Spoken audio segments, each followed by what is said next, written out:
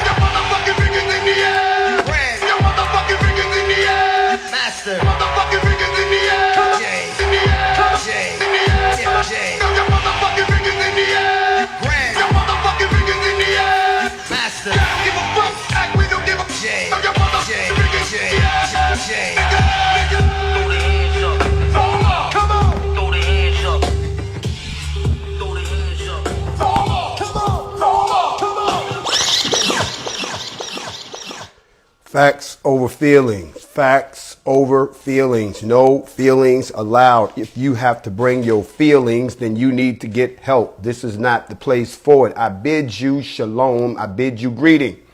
Welcome inside of the place once again. We are in the room where we do nothing but think about the facts, discuss the facts, nothing but the facts.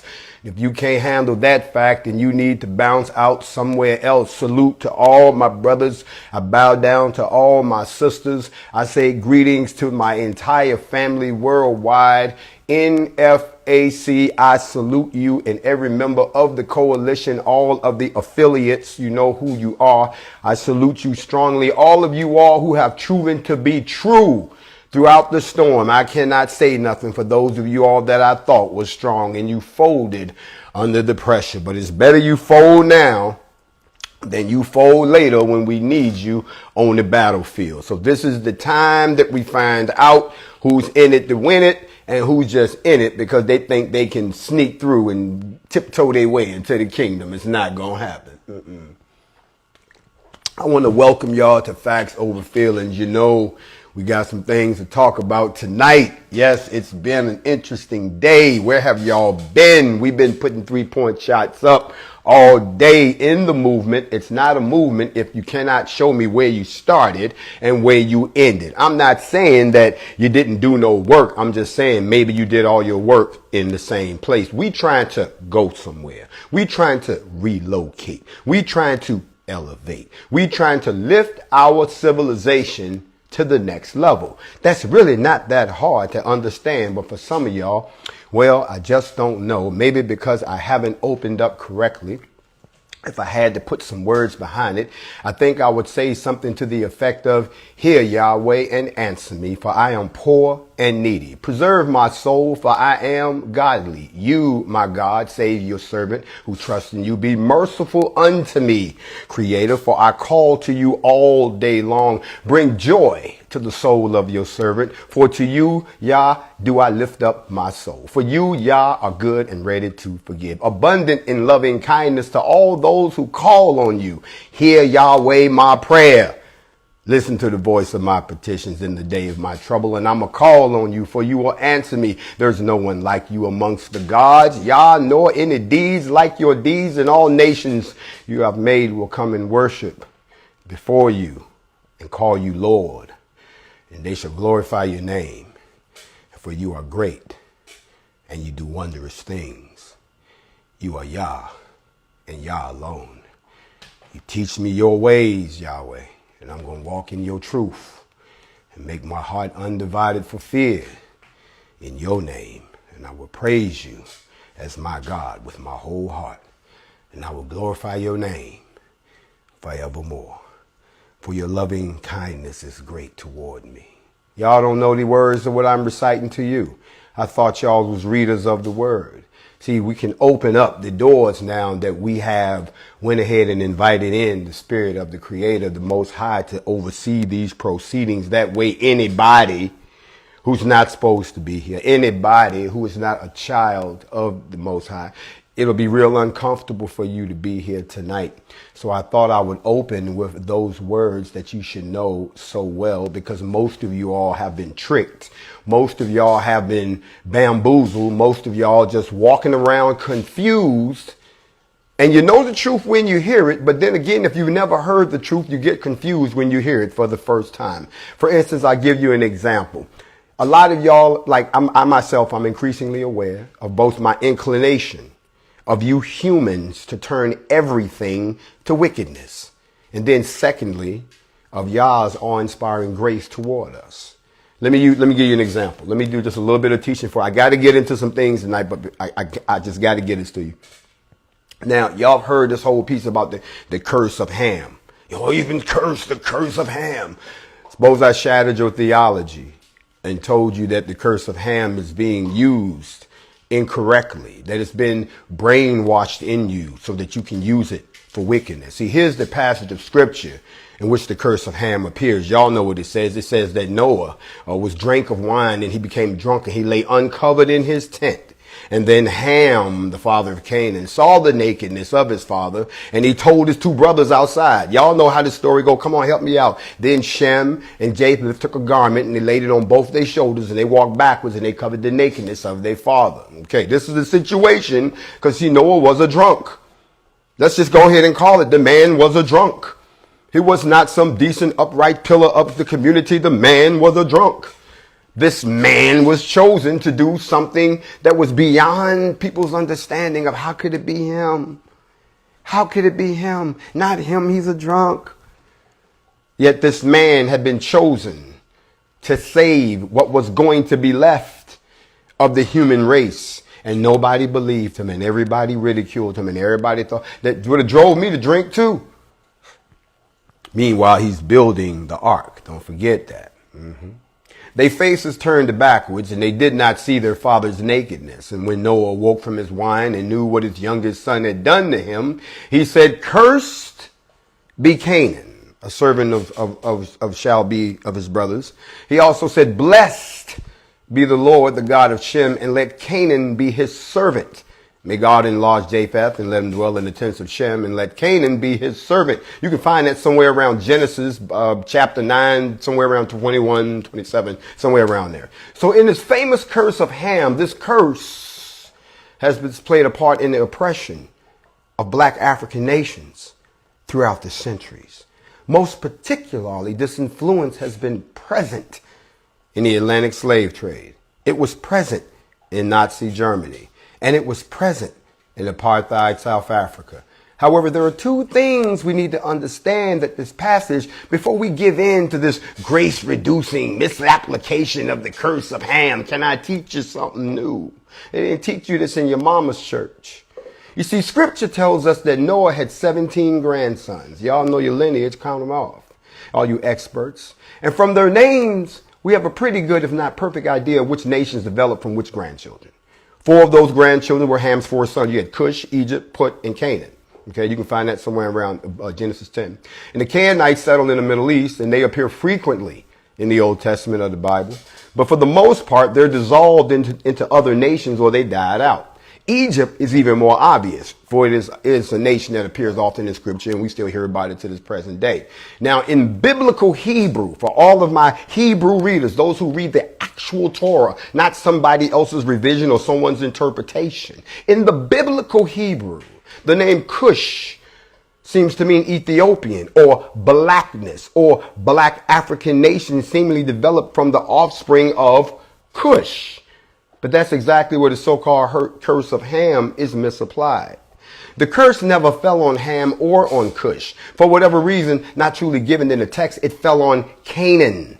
In Genesis 9:25, Noah pours out his anger. He says, "Cursed be Canaan." There's no record of a biblical curse put on the descendants of Cush or the nations of Africa. If you think you can prove me wrong, we can talk about that next week, but I've done my research.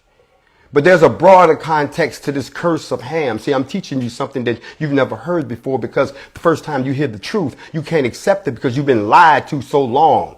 How do you think they controlled you for 400 years? You have a deep-seated religious belief, don't you? They just took it and turned it against you. See, there's a broader context to this curse of Ham. All mankind is under a curse. Whether we are offspring of Shem, Ham, Japheth, Adam, Eve, our original forefathers, everybody's under the curse. You already disobeyed God when you ate of whatever the forbidden fruit was, if you believe that story, or however the origins of that story plays out. Of the tree of knowledge of good and evil you shall not eat, for in the day that you eat of it you shall surely die. So just before this event known as the curse of Ham, y'all just remember, y'all wiped out all of mankind. He got rid of everybody and everything except for Noah's family, right? So in this flood story, if you go with that, Yah immediately issues a chilling warning to those who survived the flood. This is what y'all keep forgetting. Whoever sheds the blood of a man, by a man, shall his blood be shed. For God made man in his own image.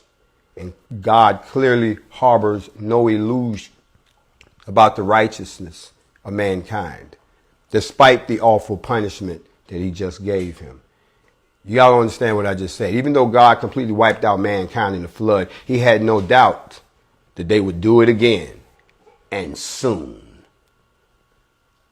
So y'all got to stop interpreting this whole Ham curse thing. They use that to control you.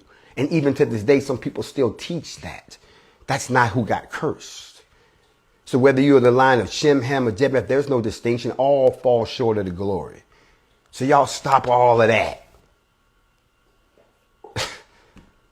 I'm sorry I had to teach that for a second, but I had to get that out of my system. That's for all my all my steak and egg students that's out there.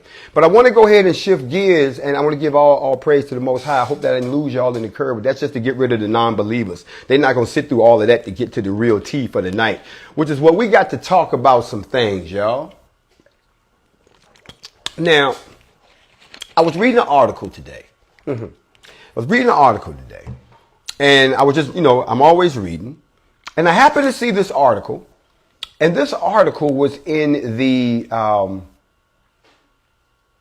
Anaba media. This is overseas, and it caught my eye because it said the rise of the black militias. The black militias.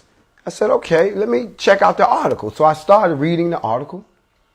And it says, it goes on to talk about, the normal existence of the two political parties and how militias were there to reinforce the political parties. That's what they're there for. And then it kind of talks a little bit about the growth in gun purchases and it's just going along talking about, how how Americans are starting to arm themselves. Didn't say who. But then it gets to this section here on the rise of the black militia, which I thought would be rather interesting. I'd like to share some of that with you. And you all tell me when something jumps out that doesn't make sense in this story. I'm showing you how we have to control our own narrative, how you can't let somebody else tell your story because they wasn't there. Somebody else can't tell your story because they didn't live through it. Somebody else can't tell your story. They didn't feel what it felt like. Somebody else cannot tell your story better than you. So, of course, I'm reading this article. And here's what it says. It says the idea of black ownership of firearms has become more popular. Okay, that's true. While some of these new gun owners have joined traditional gun organizations like the National Rifle Association, who's getting sued, there are growing numbers of black gun organizations. While some focus on the sporting aspect of Second Amendment policies, some are more focused on political aspects. Listen to what they're saying. Focused on political aspects. I didn't know that protecting your own people was political, but we'll continue. One group, the National African American Gun Association, wants to fight the negative stereotype of blacks with a gun. While supportive law enforcement, they worry that too many white police are likely to shoot a black man lawfully carrying a firearm. That's their position. Then it goes on and it says this, and here's where I want y'all to pay close attention. A dramatic change in how the black community views firearms and their use in self-defense happened last weekend in Atlanta, Georgia. A black militia called the NFAC, the Not Fucking Around Coalition, marched to Stone Mountain, the site of a Confederate memorial, to protest, and the protest was peaceful. Stone Mountain celebrates three major persons of the Confederacy, who I won't name here. The NFAC militia, the leader of the group, talks about a little bit about me. We don't need to stroke my ego. Then it goes on. Here's the part that kind of got me. They talked about us while we were there. And then it went on to say this, and I have to skip down, and I'm sorry, but I have a problem with this. It says, while most white militias are small, the NFAC group was large and organized. Commanding about 12,000 members, its members marched in formation in black uniforms while carrying rifles in an open carry state where citizens can carry firearms. The Southern Poverty Law Group has designated them as a black extremist hate group. I'm going to say that again. The Southern Poverty Law Group has designated them a black extremist hate group. I'm sorry, when I saw that, I was shocked because I don't remember the Southern Poverty Law Group designating NFAC as a black extremist hate group when it has a zero record of violence, zero record of arrests, zero record of destruction of anything. The only thing we've done is accidentally hit some people with concrete or shot some people. Shit, we've done our own people in. But at the end of the day, where would we be classified as a black extremist hate group? So, of course, you all know me. I did not hesitate to trot on over to the Southern Poverty Law Center to take a look at the list of the organizations designated by the Southern Poverty Law Center as hate groups. Now, of course, when I looked on the list, I saw the Ku Klux Klan, the neo-Nazis, the white nationalists, the racist skinheads, extreme anti-government movements, black separate nationalist movements, which we weren't listed under, the neo-Confederates, the Christian identity, the anti-LGBT, the anti-immigrant, the Holocaust denials, the male supremacists, the neo-Volkovich, the hate music, the radical traditional Catholicism, the anti-Muslims. But nowhere in there did I find the NFAC. So now I'm beginning to wonder, why did the media say this about us when it wasn't true? Is it that they want the people to think that we are some form of a hate group? How is it hating people to love your own people? I don't understand that. Maybe one of you educated good folk can explain that to a brother, but I was so distressed when I saw that I reached out to these folks and I let them know. They were kind of shocked to get a phone call right from me to let them know I read your article and you need to change that and fix it immediately. And of course, there was the "we don't know what you're talking about" syndrome. But when I finished reading back to them what they had said and that they would be hearing from someone else, they decided it would be in their best interest to go ahead and fix that. And they did. So now the article reads completely different. And the line with the saying that we are a member of a hate group that's identified by the Southern Poverty Law Center, that's now gone. This is what I mean about we have to be careful. And I wonder why somebody would think that we would be a threat. Why would they think that we would be a threat? Why do they always have to find out what the black people doing? No matter what's going on, no matter what they got going on over there, they got to check on what we doing. We're not bothering nobody. We're all laid back, stand down, back in our mild-mannered Batman, Bruce Wayne lives. We're not out flying around. We're not doing anything. But they got to check with us to find out what we're doing. I wonder why. So I started to do some research, y'all. And we're going to take a little trip tonight. Yeah, we're going to take a mental field trip. And when we get done, we're going to end up right back here. But first, I would like to, once again, since I love to do this to some of y'all who don't get this in your life, it's not like you're going to be sitting at home. There's going to be a knock. That's me, you idiot. That's me knocking on. It's not nobody at the door. See, this is what I got to deal with, okay? Hyper vigilant people always looking out. Ain't nobody coming to get me, bruh. I'm knocking on the table. You ready to start barking. It's nobody. Calm down. Put your teeth back. Damn. I'm super secure at all times. Anyway, I would like to, since you all don't have anybody who's I can't knock now, my special effects set off the crew over there, but knocking on your door is not going to be some black man saying, sister, do you mind if I come in and read to you a little bit?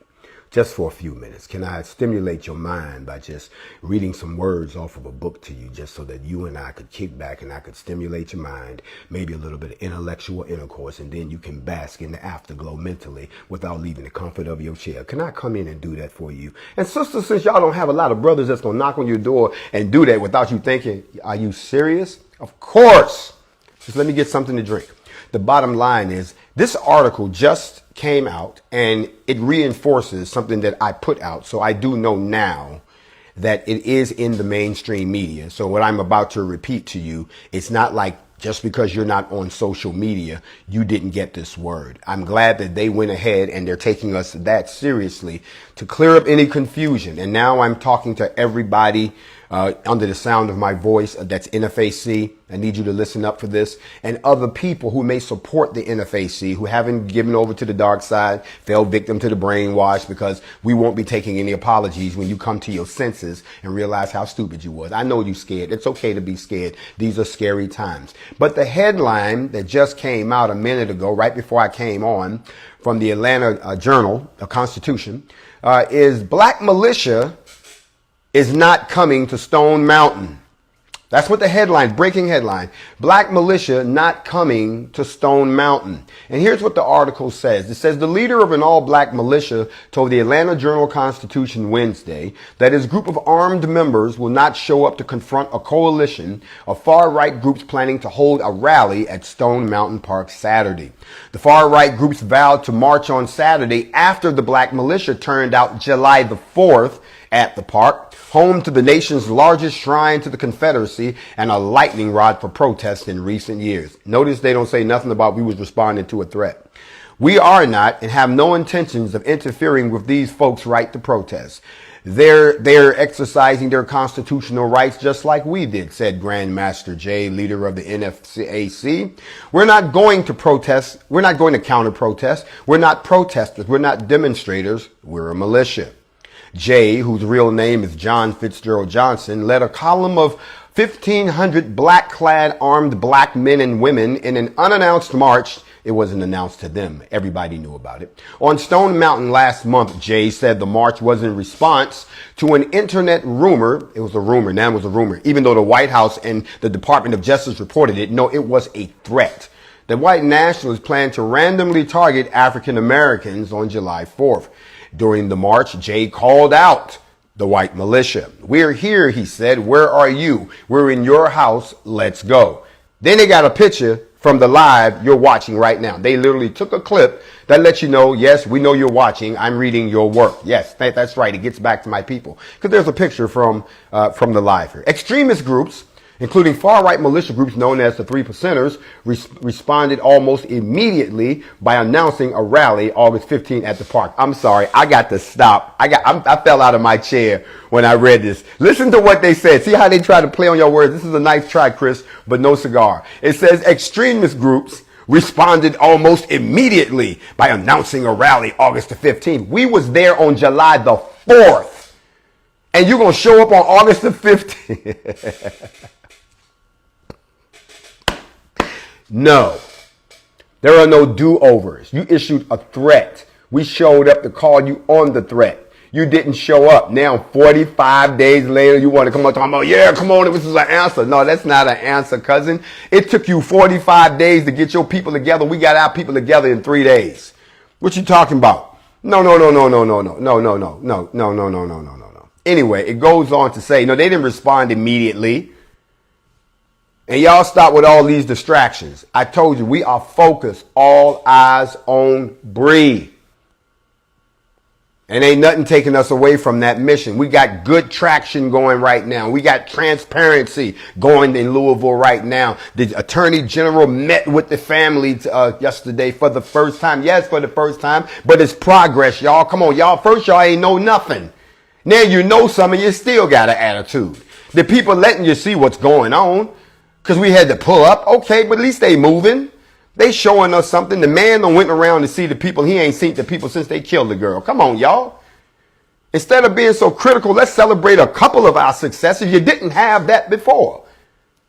But y'all forgot that. Now, we're not going to take our eyes off of this just to go back to a place that we already went to because they got themselves together. Besides, that's their protest.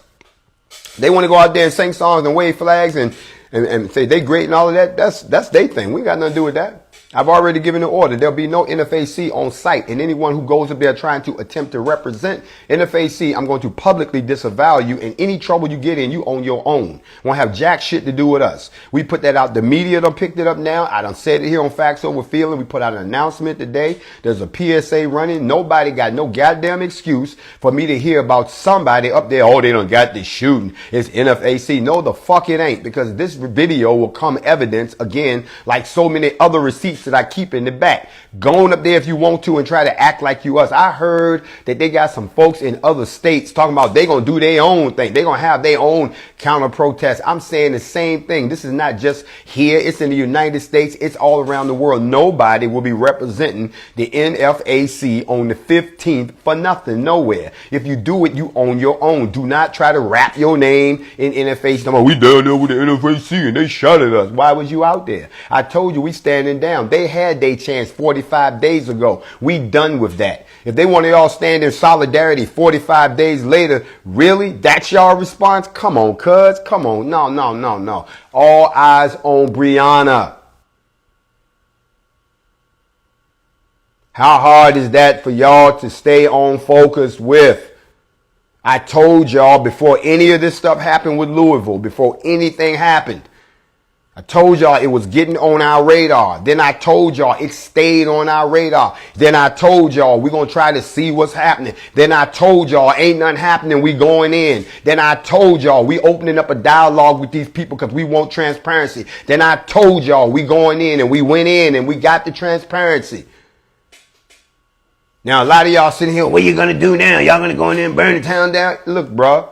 Unless you gonna get off your ass and do something.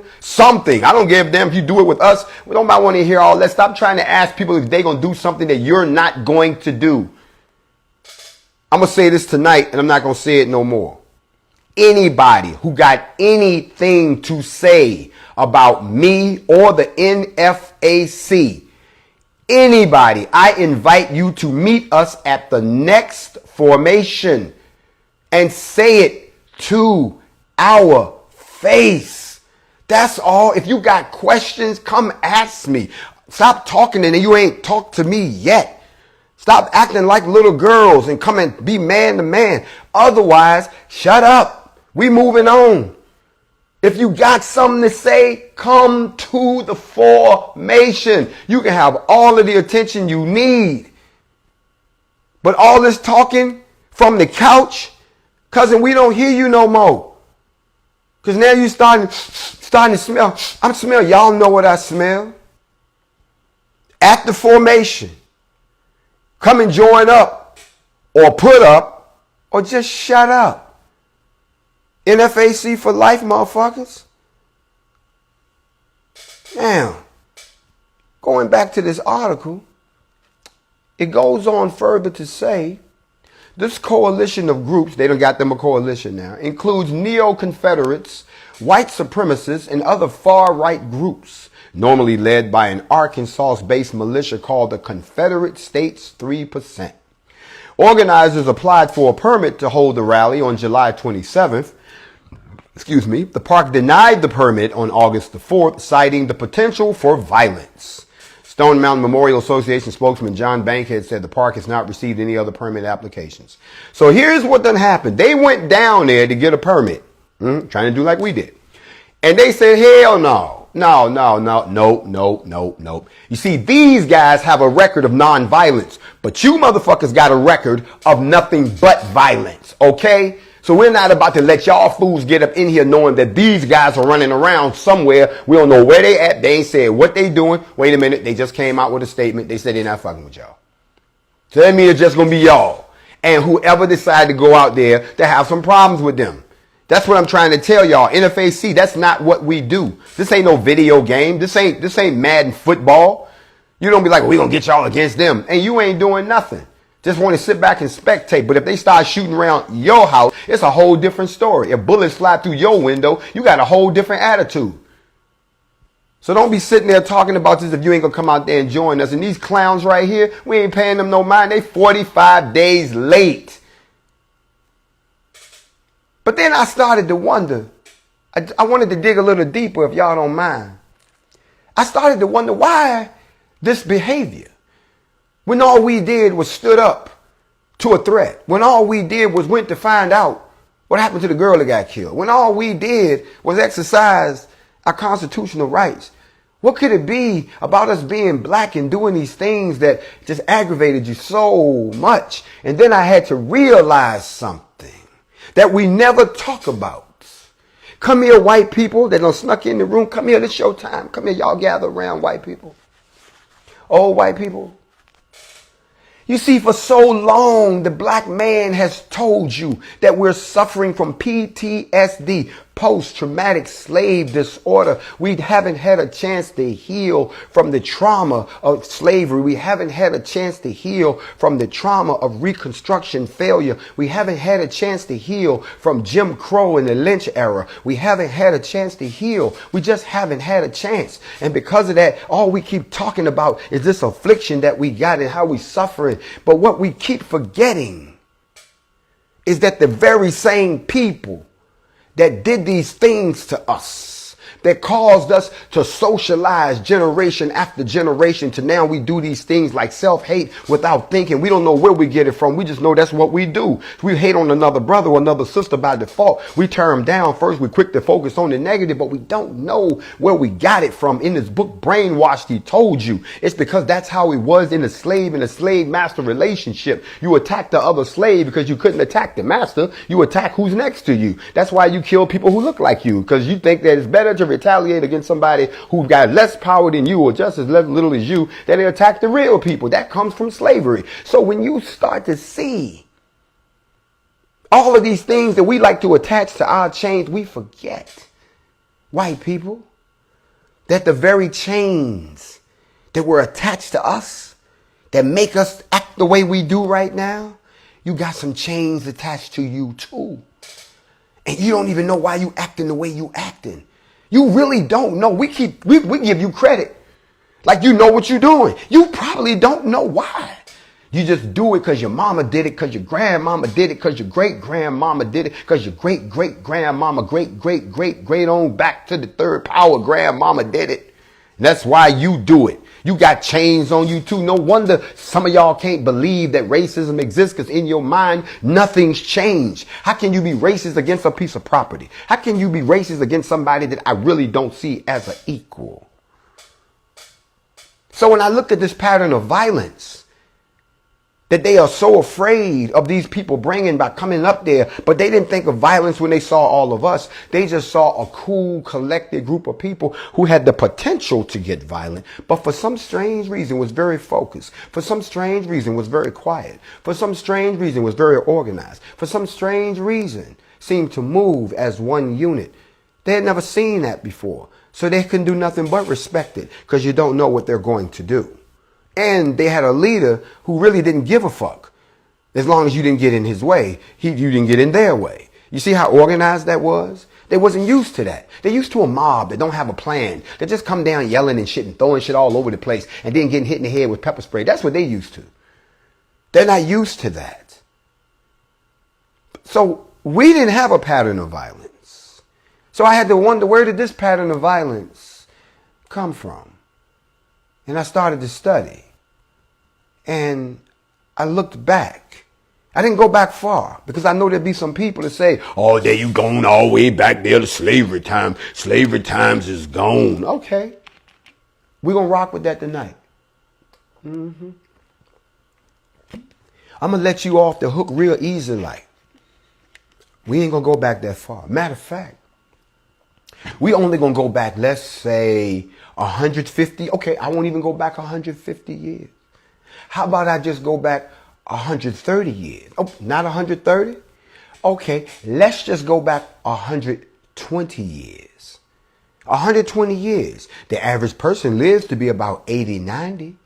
So we're still in somebody's lifetime that might still be around today. So we're not going to go back way back. We just going to go back a little bit back. Can I do that? Can we just go back a little bit back? And when I went back a little bit back, I started to see something as I examined the pathway that leads us to 2020. I didn't go that far back, but I wanted to examine the patterns of violence that has been enacted by people like us and people like them that get organized, not just people acting up. And when I went back, I landed in a very interesting period. And if y'all don't mind, I want y'all to travel with me, because first place we're going to stop is somewhere around July of 1863. Yeah, it was 1863. We're not going to start in the South. We're going to start in the North. Matter of fact, we're going to start in New York City. Yeah, New York. The 5 boroughs.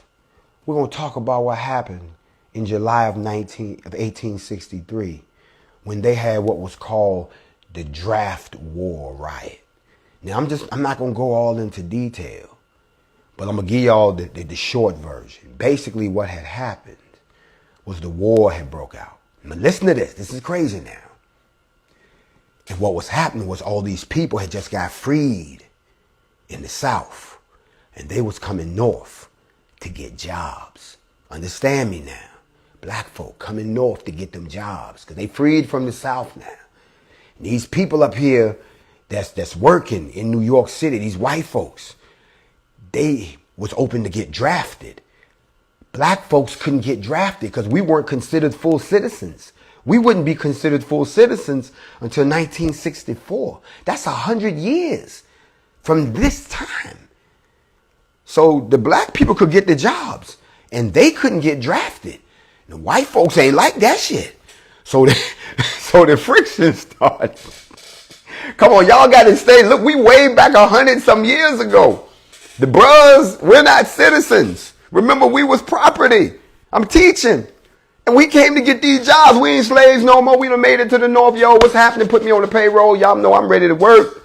Get this bread. But the white folks is getting drafted to go to war. And they sitting there watching the jobs go to black folks. See, we wasn't no lazy people. We wanted to work too. We was trying to play the game at first. So in September of 1862, President Abraham Lincoln announced the Emancipation Proclamation, which would take effect early the following year. That meant that everybody who was afraid of all these slaves coming up, they knew that it was coming. And then they passed this federal draft law. And then that's when all of the trouble began. They say right after they draft, they had like a lottery of who would go and who wouldn't. And the black folks were exempt, bruh. Black folks did not have to go to war. We sat there and watched them march out. That was their problem. We was just trying to work, and they were getting drafted, so they go to jobs. The white folks ain't like that. So for the first 24 hours after the lottery, the city remained suspiciously quiet. But the rioting began early on the morning of Monday, July the 13th. Thousands of white workers, mainly Irish and Irish Americans, they started by attacking military and government buildings, and then they became violent only towards people who tried to stop them, including they didn't have enough policemen, and they even had some soldiers that they overwhelmed them. And by the afternoon, they had moved on to target black citizens, black homes, and black businesses. Okay? They said in one particular instance, they had a mob of several thousand people. They said they had clubs and bats, and they stormed the Colored Orphan Asylum on 5th Avenue near 42nd Street. They had 200 children in there. They took the bedding, they took the food, they took the clothes, they set the joint on fire. They said the only thing they didn't do was assault the children. They said they all got put out. They all became homeless. These white folks lost their goddamn mind because they had to go to war, and black folks was just doing, they won't mind their own damn business. They said in addition to the blacks themselves, the rioters even turned their rage against some of the white abolitionists and women who was married to black men. They had women married to black men back then. They whipped their ass too. Listen, y'all, we talking about 1863. Okay? So they already came out the gate violent toward us. Wait a minute. Hold on. I'm not done. Okay, that happened in New York. 3 years later, 1866, Memphis, Tennessee. Stand up, Memphis. Memphis had the Memphis Massacre of 1866. Yep, that was a series of violent events that occurred from May the 1st to the 3rd in 1866 in Memphis, Tennessee. And here's what happened. This whole thing happened because they was having, watch this again, political, social, and racial tensions following the war. The war was over. So you got all these people moving around that the war was over. They had a shooting altercation between a white policeman and some black veterans, soldiers. So mobs of white residents and the police rampaged through the black neighborhoods and the houses, attacking and killing black soldiers and civilians. They kept committing acts of robbery and arson. They had to send in the federal troops. When the whole thing was over, 46 black people and 2 white people was killed. 75 black people got injured. 100 black people got robbed. 5 black women got raped. 91 homes, 4 churches, and 8 schools got burnt to the ground. You see what I'm saying? Yeah. That was 1866. I'm coming on closer to you. A lot of y'all ain't heard about this one. Back in September of 1868, they had what they call the Camilla Massacre. The Camilla Massacre took place in a place called Camilla, Georgia. Now, here's what happened. Watch this. Y'all gonna trip off of this. They threw out 33 black people who were members of the Georgia General Assembly. Okay? They threw them out, and a group of black people went back to demonstrate to put them back, and the white folks and the sheriff told them don't come down there. They was going to be met with violence. And then when the black people showed up, they told them, give us your guns. Even though everybody else was carrying weapons and it was legal.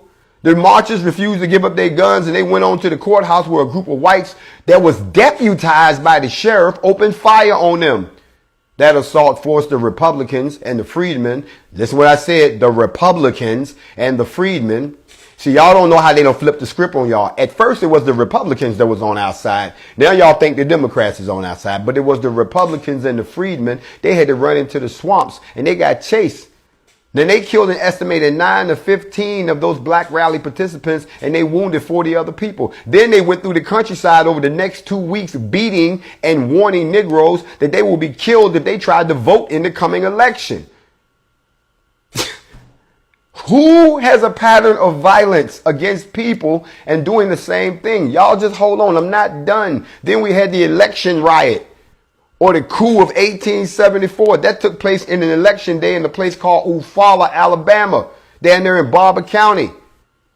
Now, they was down there electing Republican candidates, the black people was, and the member of the Alabama chapter, watch this, of the White League, which was a paramilitary group. It was a militia that was supporting the Democratic Party. They drove over to where they was having the elections and opened fire and attacked everybody at the polls. They killed 7 black people, wounded 70 people, and while they was driving away more than 1,000 unarmed blacks at the polls.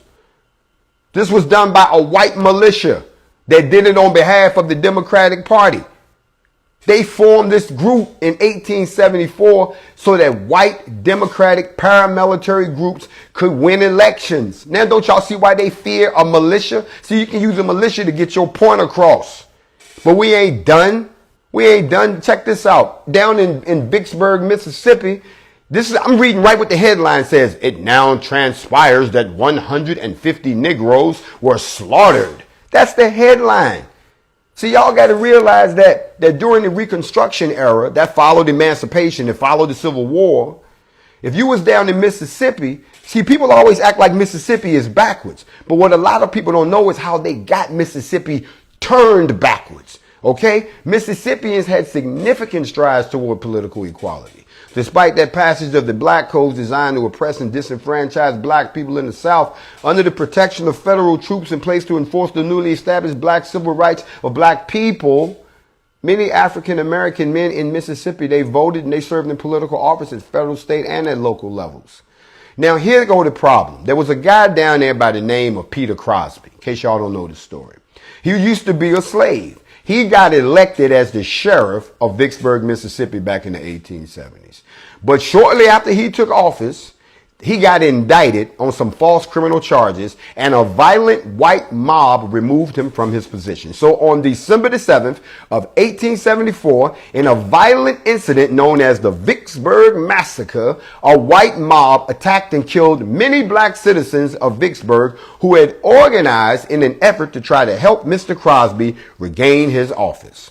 That brutal attack prompted the president to send troops to mediate the conflict. See, both sides, weren't nobody backing down. We was busting, they was busting too.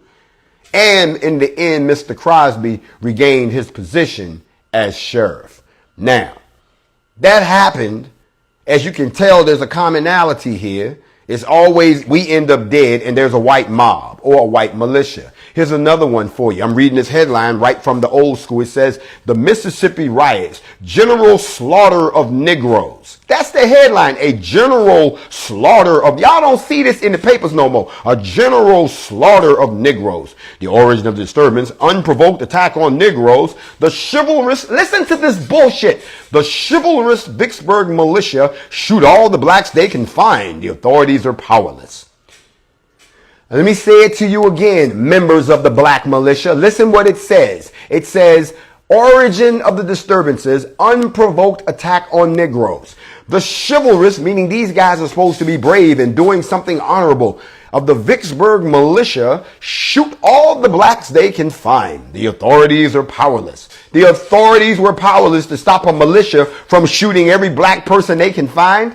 This happened in September the 7th, and it says the following report of the riot at Clinton, Mississippi last Saturday was received. Now, everybody in one of these stories has to wonder what the hell was going on, that all of this shooting of black people seems to be the end result. I can keep going. I can talk about the Atlanta massacre of 1906. I can talk about the Springfield race riot of 1908. I can talk about the Slocum massacre of July 29th through the 30th of 1910 in Slocum, Texas. I can talk about the East St. Louis riots that happened back in 1917. The Washington, yes, D.C., y'all had some race riots too back in 1919. But you know what? Let me tell you what was different about the riot in D.C. It was one of the few times in the 20th century where riots of whites against blacks, that white fatalities outnumbered those of the black people. The unrest was also one of the Red Summer's riots of America. If you don't know what the Red Summer is, the people in D.C. was not playing. The white people tried to pull that bullshit, and more of them went to the morgue than we did. When it was all said and done, they was like, damn, they killed a gang of white people out this bitch.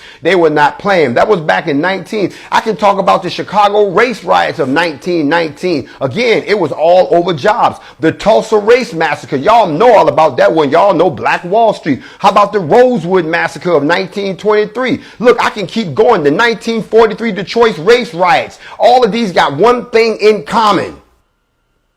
Angry white people in mobs or masquerading as police, wiping out the black community and destroying our businesses and our homes. And even if we don't have a whole community, sometimes they just blow up the house with everybody in it. How about the Move? Y'all remember Move? Move was a liberation group founded in 1972 in Philadelphia, Pennsylvania by John Africa. Y'all know who that was. The name wasn't African. They lived in a communal setting. They abided by the philosophies of Arnold Primitivism. The group condemned revolution ideology. They were just enjoying themselves all by themselves. They didn't want to have nothing to do with society. Yeah. Well, the government, as usual, can't leave well enough alone. Had a shootout with them. You know, they moved to another place. The neighbors complained again. They just can't take black people being black people. And so the government tried to get them up out of there, but they went too far. In 1981, Move relocated to a row house on Orange Avenue. My Philly folks know what I'm talking about. That's over in the Cobbs Creek area of West Philly. Neighbors complained to the city for years about these folks. So they have got arrest warrants in 85, and they wanted to charge the 4 Move occupants with crime that included parole violations and contempt of court. They just came up with a whole bunch of stuff to go get them: illegal possession of firearms, making terrorist threats, all kind of stuff. And then the mayor and the police commissioner, they classified them as a terrorist organization. So because of that, they figured they could treat them as such. So what happened on May the 13th, 1985, remember this is in America, nearly, in case y'all ain't never heard the story, nearly 500 police officers along with the city manager, they arrived in force and they tried to clear the place, and when they couldn't do that, they decided to drop a bomb. I'm not lying, this is the craziest thing. They dropped a bomb onto the roof of the house. This was a military bomb. They called it an entry device. It actually, the resulting explosion ignited a fire from the fuel from a gasoline-powered generator stored on the rooftop, killed 11 of the people in the house, John Africa, 5 other adults, 5 children, aged 7 to 13. Then the fire spread and eventually destroyed approximately 65 nearby houses. They burnt down the whole damn neighborhood just to get these black folks up out of there. They didn't give a damn. Again, burning your neighborhood. So this pattern of violence that I'm seeing, for some strange reason, appears to be connected to 2 things. Whether you have a militia on standby to come do the dirty work. Hold on a second, y'all. Whether you have a militia on standby to come do the dirty work, which is what they always appear to have, or you had a situation where the people just weren't prepared to fight back. And when they was prepared to fight back, they always call in somebody like the National Guard to try to mediate a difference. I'm teaching y'all something right now. So I bring all that up to say this. Why do you think for 2 seconds that they had to take time to gather all their people together to finally try to gather up at Stone Mountain? Because they're doing the exact same thing that they've done for hundreds of years. They gather all their people together to form a mob, and then they want you to try to come and deal with them. That's stupid. What they're not used to is what we did. They're not used to when it's just 1 or 2 of them over here, 3, 4 of them over there, 1 sitting over here, and 2 back here, and round the corner come us, and we all together, and we bout that life. They not bout. They wasn't used to no shit like that. Okay, same thing. So once again, now they think that they're ready. Now they don't win and got they, but no, y'all don't understand. See, you're projecting. You're afraid that we're going to do to you what you did to us when you got organized. You're afraid that we're going to start going door to door and killing you like you did us. You're afraid of that. You're afraid that we're going to disregard authority for law enforcement, that we're going to disregard authority for military enforcement, and we're just going to fight an all-out war with you. Even though we're outnumbered, even though we're severely out-resourced at this point, we're growing. Why would we do something so stupid? But then again, as I've seen some of my NFAC people say, you underestimate the intelligence at the core of this movement. You underestimate the intelligence and the anointing that's at the core of what we're doing. You think that we're just a bunch of people who got together with guns. You don't understand that we all share a common belief. We understand what time it is. We know where we are in the scriptures. We know that with who we give the most high praise to. We know that we are the chosen ones. We know that it's time for us to move. And if we let us move, that's fine. But if you try to stop us, we have to be prepared to fight back and defend ourselves, because you know who we really are. You know, a lot of us don't know who we really are, but some of us are starting to realize who we really are. Some of us are starting to wake up and walk in the tribal blood that we truly are. Some of us are from some of those tribes. A couple of us are from the tribe of Levi. A couple of us are from the royal priesthood. That's why we've been gifted with the voice that is known to reach out to the people and speak to their souls. That is why you have to be aware of the bloodlines that you mixed up, that we didn't disappear. We all still in here. We didn't disappear. We all still in here. You just shook up the box. That didn't mean that anyone who's a descendant of royal priesthood wouldn't eventually come before you. See, you too busy trying to figure out where we've been. What you should be trying to figure out is where we're going. Even a supernova pops up in the middle of the sky because the star that it was always ready to blow.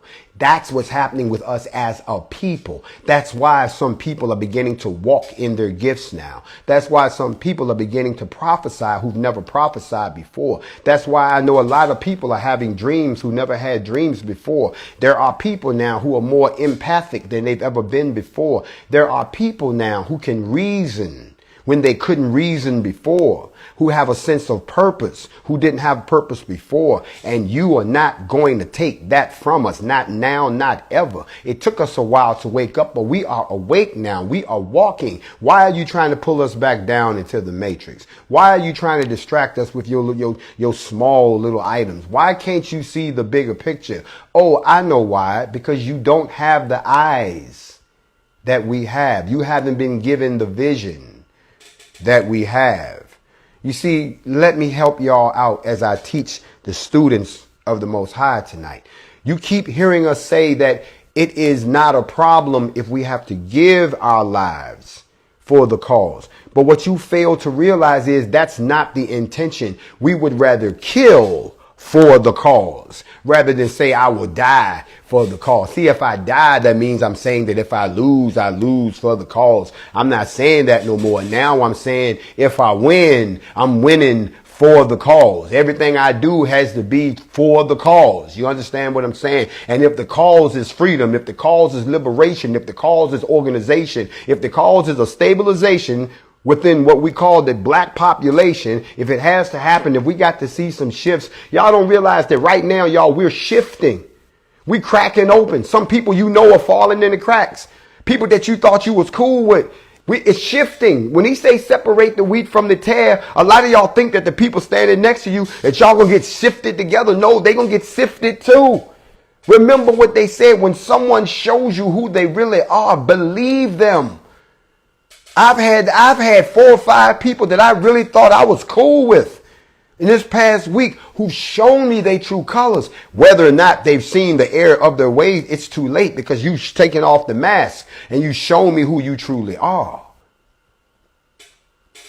These are the times that we live in. So why would they be afraid of us? Because of the simple fact. They're not just afraid of our appearance. They're not just afraid of the fact that we appear to be organized and that we're huge. They're afraid of the fact that they can feel our spirit. That many black people on one accord, focus, you can feel the spirit. You can feel it. And if you couldn't, then that again, just like I said before, you're not the child of the Most High. Because only the children, I see some people are even fighting it. It's interesting that, you know, it's really got to blow your mind for you to find out that you spent all your life studying something only to have someone come along and show you that you was wrong all this time. And rather than you just making the adjustment and driving on to the goal, you sit there in a pity party because you can't believe that you was wrong all this time. And now you're angry at everybody. And then, of course, you got to remember, just like in any kingdom, we got the charlatans and we got the jokers and we got the guys that's selling snake oil. That's in any kingdom. If y'all are in the palace with me, sitting in the palace, listening to me teach, then we got palace business that we conducted. Coming to the end of Factz Ova Feelingz right here. I want to thank y'all. I hope I've given y'all something to think about this violence. We're not going to be in Stone Mountain 45 days later. That's not what we do. But I wanted to point out to you tonight that there's a history of violence, and it ain't from us. It's from people who organize like us but don't look like us. I hope to see y'all back here soon. I've only wanted to give you enough to think about tonight. Go read the news articles that's out there. They're doing us a grave favor, and I love it. I really do. I hope to see y'all back here. Details coming on the next